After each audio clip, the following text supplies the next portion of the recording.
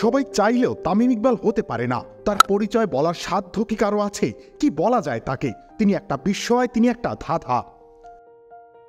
বাংলাদেশ ক্রিকেটে যদি একটা নাম স্টেটমেন্ট হয়ে থাকে তবে তা তামিম ইকবাল। যেখানে লেখা থাকে আক্রমণের চেয়ে বড় স্টেটমেন্ট আর কিছু নেই। তিনি ফিটনেসের ঘাটতি আড়াল করে খেলতে চান, আবার কখনো সবাইকে চমকে দিয়ে নির্বাসনে চলে যান। তিনি তামিম ইকবাল। মানুষ হিসেবে তিনি কলিজাওয়ালা খান, খোদ মাশরাফি বিন মুর্তজাই বলে গেছেন। কিন্তু তার মনের ভেতরটা তো পুরোপুরি ধাঁধা।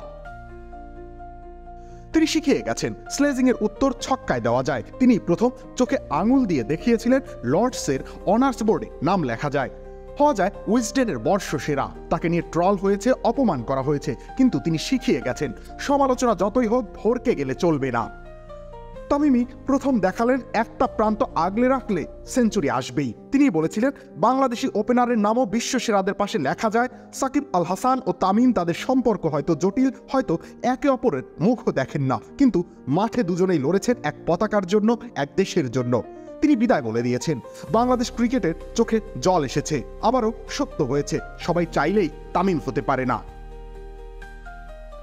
রবিউল ইসলাম রনি, খেলা ৭১।